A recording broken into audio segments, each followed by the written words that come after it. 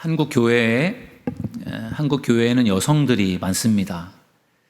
보통 60% 70% 정도가 여성들입니다. 남성들에 비해서 여성들의 수가 많고, 그래서 한국 교회 안에서는 여성들의 영향력이 많습니다.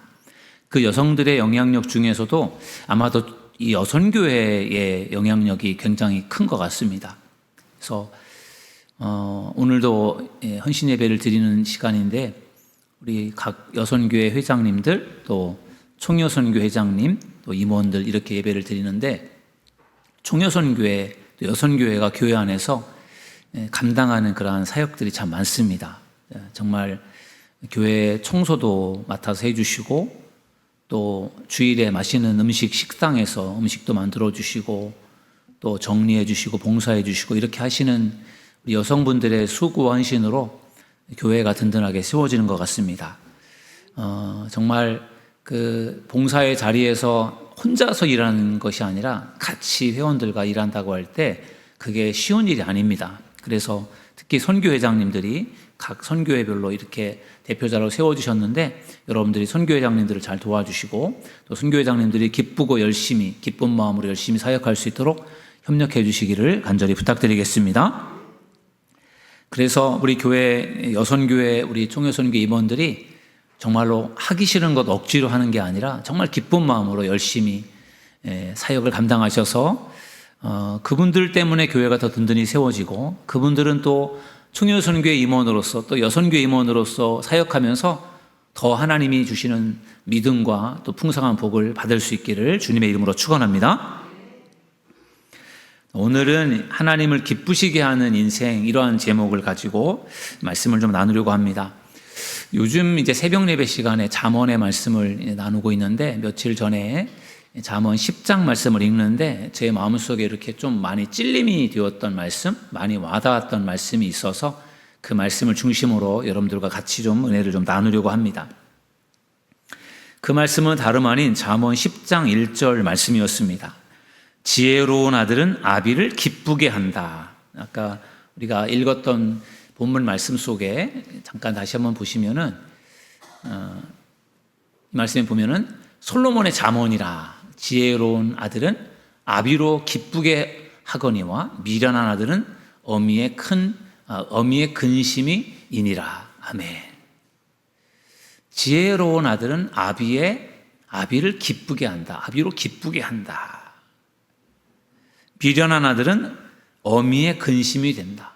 어머니, 아버지를 따로따로 분리했는데, 지혜로운 자식은 부모를 기쁘게 한다. 그리고 그러나 미련한 자식은 부모의 근심이다. 이런 말씀인 것 같아요.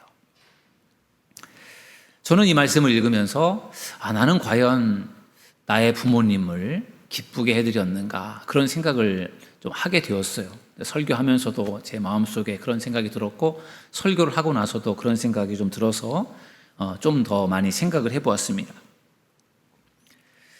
저는 그 목사의 아들로 태어나서 목사의 가정에서 자랐습니다. 목회자의 아들, 딸을 보통 PK라고 그렇게 불러요.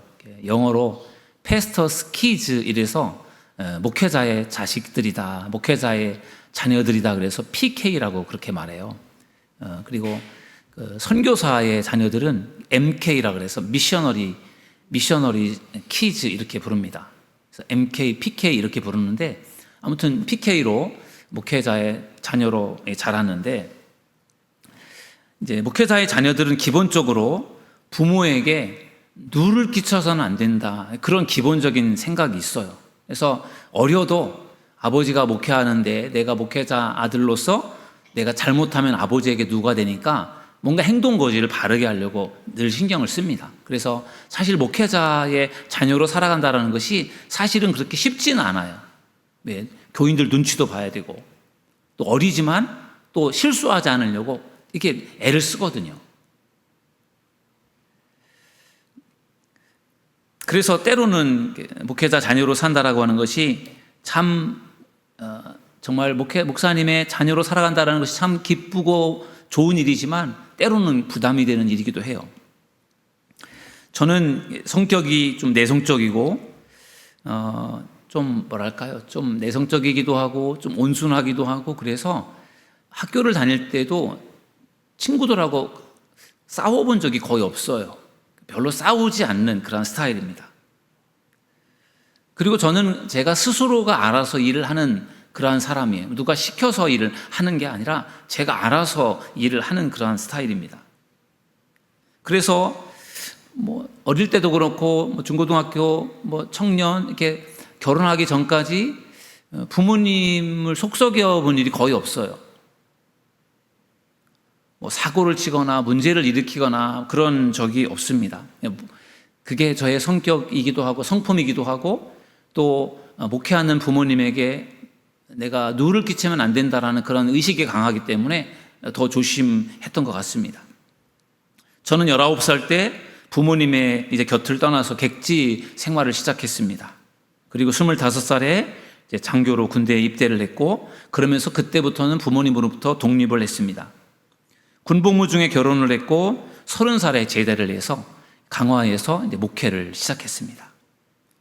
뭐 신학교를 다닐 때에도 뭐 돈이 없이 가난했고 뭐 군복무를 할 때에도 결혼해서 살면서 뭐 넉넉지 않았고 또 목회도 강화의 뭐 미자리 교회에서 목회를 했으니까 뭐 제가 뭐 물질적으로 가진 게 거의 없었던 그런 시절이죠. 그래서 제 마음속에는 저는 부모님에게 뭔가 물질적으로 뭔가 좀 드릴 수 없는 그런 형편이다라는 것을 저는 그렇게 스스로가 인정하고 있었고 또 그러면서 한편으로는 내가 부모님에게 내가 물질적으로 잘 드릴 수는 없는데 내가 부모님에게 누를 끼치거나 내가 부모님의 마음을 걱정시키거나 내가 그렇게 하면 안 되겠다. 나는 그냥 부모님에게 전혀 걱정이 안 되도록 내가 열심히 사는 것, 그게 나는 효도다. 그런 생각으로 살았어요. 왜냐하면 제가 뭐 물질적인 면에서 부모님에게 뭔가를 이렇게 드릴 수 있는 입장이 못 되었기 때문에 그게 저는 효도다 그렇게 생각하고 부모님에게 걱정시키지 않는 그러한 삶을 살자 그런 마음으로 살았어요. 그러니까 저는 부모님을 기쁘시게 해드리려고 애를 쓴 게 아니라 부모님에게 걱정을 끼치지 않으려고 노력한 거예요. 저는 그것이 최선이라고 생각했고 형편이 나아지면 나중에 가서 잘하면 되겠지 그런 생각을 했습니다. 그런데 그렇게 강화에서 제가 목회를 하다가 제가 34살 때 아버지가 돌아가셨어요. 그때 아버지가 73세에 돌아가셨는데 일찍 돌아가셨어요. 34살밖에 안 됐고 그때 군대에서 제대해가지고 목회를 하고 있던 중에 아버지가 돌아가셨어요. 그리고 나서 장례를 치르면서 이렇게 이제 아버지를 생각해보고 저를 이렇게 생각해보니까 정말 아버지는 저를 위해서 많은 것을 주셨는데 저는 34살이 되도록 아버지에게 드린 것이 하나도 없더라고요. 그냥 자녀로서 재롱 떨고 하면서 아버지가 저를 통해 기뻐한 부분들이 물론 있겠지만 제가 의도적으로 아버지를 제가 기쁘시게 해드리고 아버지에게 아버지를 뭔가 이렇게 대접해드리고 했던 게 하나도 없는 거예요. 정말 아버지에게 제가 식사도 한번 제가 대접해드린 적이 없더라고요. 그저 받기만 하고 살다가 아버지가 어느 날 떠나가신 거죠. 저는 아버지를 걱정시키는 일을 하지 않았으니까 아버지를 걱정시켜드린 건 없는데 제가 생각할 때는 아버지를 제가 기쁘게 해드리려고 애쓰지 않았던 것 같은 생각이 들었습니다. 그러다 보니까 오늘 잠언 10장 1절이 제 마음에 많이 좀 찔렸어요. 지혜로운 아들은 아비를 기쁘시게 한다. 여러분 솔로몬이 잠언 10장 1절에서 왜 이런 말을 했을까요? 지혜로운 아들은 아비를 기쁘게 한대요. 아버지를 기쁘게 하고 어머니를 기쁘게 하는 게 그게 곧 지혜로운 자녀들의 모습이라는 거죠. 반대로 아버지 어머니를 기쁘게 하지 못하면 그 자녀는 지혜로운 자녀가 아니라는 거예요. 오히려 미련한 자녀다 이렇게 말하고 있어요. 그만큼 자녀는 부모님을 기쁘게 해드리는 것이 중요하다라고 하는 것을 솔로몬은 깨우쳤고 그것을 가르쳤던 것입니다.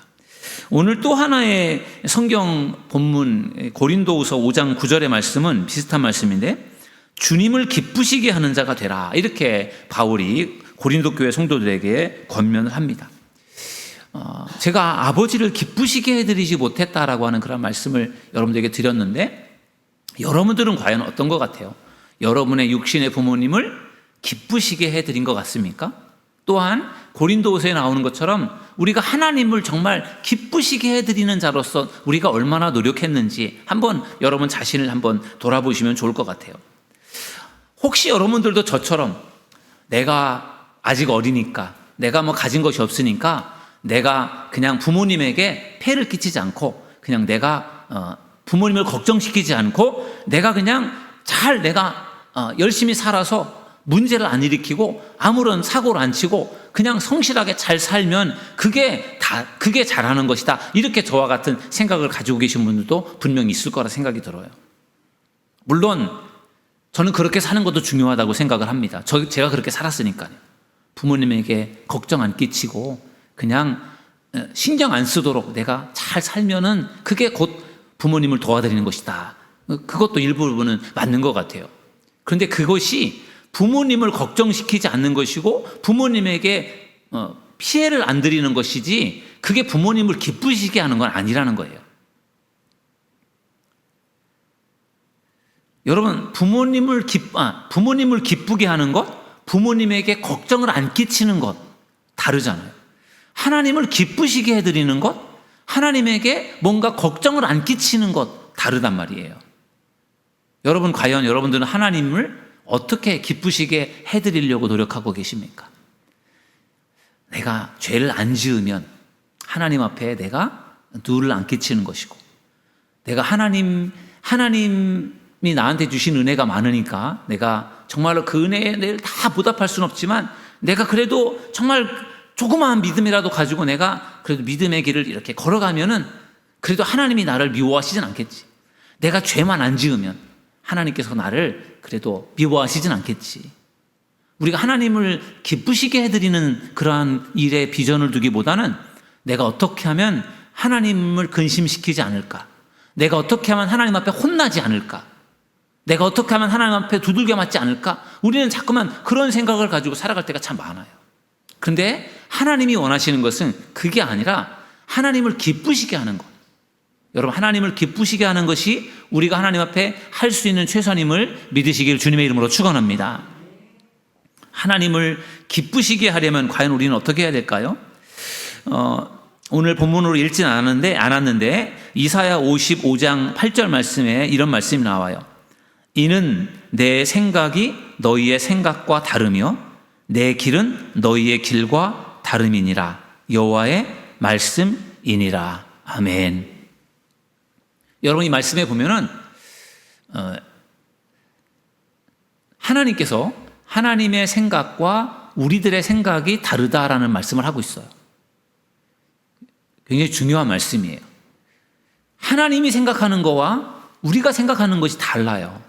물론 하나님이 생각하는 것과 우리가 생각하는 것이 일치가 될 수도 있어요. 그런데 우리가 생각하는 것과 하나님의 생각이 다르다는 것을 우리는 항상 기억해야 됩니다. 내가 이렇게 하면 하나님이 기뻐하시겠지, 그렇게 생각하고 하는 일인데 그게 하나님이 기뻐하시지 않은 일일 수도 있어요. 그래서 결국은 우리가 생각하기에 이렇게 하면 하나님 기뻐하시겠지, 그게 아니라 성경이 뭐라고 말하는가, 어떻게 하면 하나님을 기쁘시게 할 수 있는가에 대한 우리가 말씀을 가지고 하나님을 기쁘시게 해드려야지, 그냥 내 생각으로 이렇게 하면 기뻐하시겠지, 그게 아니라는 거예요. 부모님을 기쁘시게 할 때에도 마찬가지로 부모님이 좋아하는 음식이나 부모님이 좋아하는 음식을 우리가 대접해 드려야 부모님이 기뻐하실 거 아니에요. 근데 내가 좋아하는 음식을 대접해 드려요. 부모님은 소고기를 좋아하시는데 부모님은 돼지고기를 안 좋아하시는데 나는 돼지고기를 좋아한다고 내가 돼지고기를 막 대접해 드리면 부모님이 그걸 맛있게 드실 리가 없잖아요. 그러니까 내가 좋아하는 게 아니라 부모님이 좋아하는 거를 우리가 그걸 해드리는 게 그 효도잖아요. 마찬가지로 하나님이 기뻐하시는 것이 무엇인지 우리가 알고 그것을 우리가 해드릴 때 하나님이 기뻐하시는 것이다라는 것이죠. 그래서 내 생각이 중요한 게 아니라 하나님의 생각이 중요하다라는 것이죠. 어떻게 하면 하나님을 기쁘시게 할 수 있고 어떻게 하면 하나님의 그 마음과 뜻을 알 수 있느냐, 예수님의 우리는 삶에서 우리가 배울 수 있어요. 여러분, 예수님은 정말 하나님을 기쁘시게 해드리는 그런 삶을 살았어요. 그래서 예수님은 하나님께서 인간의 몸을 입고 이 땅에 가라고 하셨을 때 예수님은 하나님의 그 말씀에 순종해서 이 땅에 오셨어요. 그리고 이 땅에 오셔서 이 33년의 인생을 사시다가 어떻게 하셨죠? 십자가에 달려 죽으셨죠. 왜 예수님께서 십자가에 달려 죽으셨습니까? 하나님의 뜻이었어요. 그게 그 하나님의 뜻에 순종을 하신 거예요. 예수님도 육신을 가지고 있기 때문에 십자가에 달려 돌아가신다라는 것이 끔찍하고 그것이 두려웠을 거예요. 그래서 예수님께서 겟세마네 동산에서 십자가를 짊어지기 전에 예수님께서 제자들과 함께 기도하실 때 땀방울이 핏방울이 되도록 기도하셨잖아요. 그때 예수님께서 기도하실 때 이렇게 기도하셨어요. 할 수만 있다면, 하나님 아버지 할 수만 있다면 이 잔이 내게서 지나가게 하옵소서. 그게 무슨 뜻이에요? 할 수만 있으면 내가 이 십자가를 안 지게 해달라는 것이었어요. 그게 예수님의 생각, 예수님의 뜻이었어요. 우리도 당연히, 예수님도 그러셨는데 우리도 당연히 우리들의 생각을 가지고 우리 생각대로 우리 뜻대로 해달라고 하나님 앞에 기도할 때 참 많잖아요. 근데 예수님이 할 수만 있다면 이 잔이 내게서 지나가게 해달라고 그렇게 기도하시고, 그리고 나서 또 예수님이 기도하시잖아요. 그러나 내 원대로 하지 마시옵고 아버지의 원대로 되기를 원하나이다. 아멘. 예수님은 자기의 생각은 이렇지만 그러나 제 생각대로 하지 않고 아버지의 뜻대로 순종하겠습니다. 이렇게 예수님께서 기도하시고 그리고 십자가를 지셨단 말이에요. 이것이 예수님의 순종이고 이것이 예수님이 자기의 생각을 내려놓고 하나님의 생각을 따라가는 예수님의 순종임을 믿으시기를 주님의 이름으로 축원합니다. 이것이 하나님을 기쁘시게 해드리는 인생이라는 거죠. 우리는 자꾸만 내 생각을 가지고 살아가려고 애를 써요. 내 생각을 앞세우고 내 생각대로 하고 싶고 내 생각대로 해달라고 하나님 앞에 요구할 때가 참 많아요. 그런데 그것보다 더 중요한 것은 하나님이 원하시는 게 무엇인지를 묻고 그 하나님이 원하시는 그 뜻과 그 인생을 위해서 내 생각을 내려놓고 하나님이 원하시는 그 길을 가는 겁니다. 그게 하나님을 기쁘시게 하는 인생임을 믿으시기를 주님의 이름으로 축원합니다. 나의 생각을 내려놓는다라는 것이 이게 쉬운 일이 아니잖아요. 그렇죠? 나이가 들면 들수록 내 생각을 고집하고 내 생각대로 하고 싶은 그 마음이 더 강해요. 그런데 우리는 그 마음을 자꾸만 내려놓을 수 있어야 된다는 거죠. 어떻게 내려놓느냐? 하나님이 기뻐하시는 일을 위해서 내려놓는 거예요. 내가 원하지만 그러나 하나님이 기뻐하시는 일이 다른 것이기 때문에 그거를 위해서 내가 내려놓는 거죠. 하나님이 기뻐하시는 예배를 위해서 내가 좋아하는 것을 내려놓는 거예요. 오늘 이 시간에도 우리가 하고 싶은 것들이 많잖아요. 하고 싶은 것도 많고 해야 할 일들도 많은데 그거를 우리가 내려놓고 오늘 이곳에 우리가 나온 줄로 믿습니다. 하나님이 기뻐하실 줄 믿습니다. 기도의 자리에서 기도하는 것도 하나님이 기뻐하시는 일이에요. 열심히 교회 안에서 봉사하고 헌신하는 것 하나님이 기뻐하시는 일입니다. 열심히 복음을 전도하는 것 하나님이 기뻐하시는 일이에요. 그러나 가장 무엇보다도 기본적인 것은 예수님의 이야기처럼 정말 하나님의 뜻이라면 내가 기꺼이 순종합니다. 내 생각도 중요하지만 내 생각을 내려놓고 하나님의 생각대로 가겠습니다. 그것이 하나님을 가장 기쁘시게 해드리는 인생임을 믿으시기를 주님의 이름으로 축원합니다. 제가 저희 아버지의 이야기를 여러분들에게 들려드렸어요. 제가 아버지가 돌아가시고 가만히 생각해 보니까 아버지를 기쁘시게 해드린 게 하나도 없는 거예요.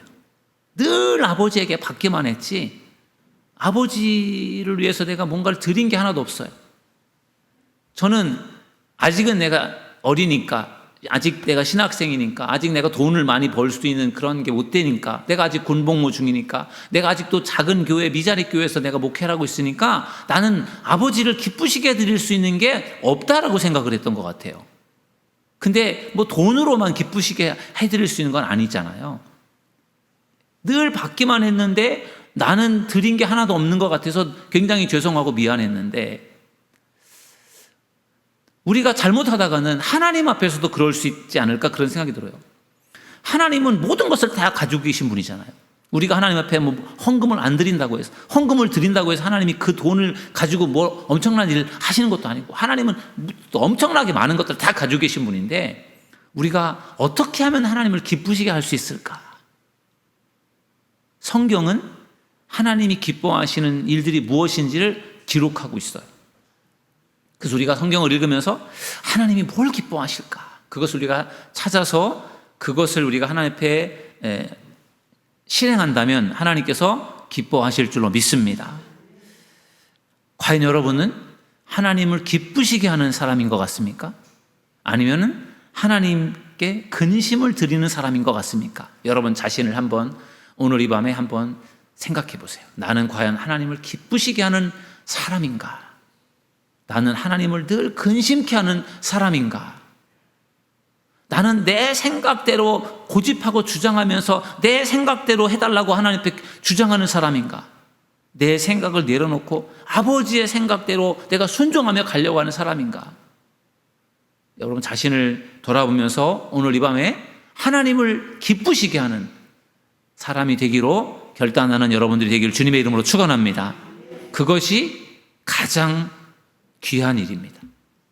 자식에게 부모님을 기쁘시게 해드리는 것이 최고의 효도인 거랑 똑같이 우리가 하나님을 기쁘시게 해드리는 것이 최고임을 기억하셔서 남은 인생 하나님을 기쁘시게 하는 인생이 될 수 있도록 최선을 다하는 여러분, 오늘 특별히 청년선교회 임원들과 오늘 이 밤에 참석하신 우리 모든 성도님들 되시기를 주님의 이름으로 축원합니다.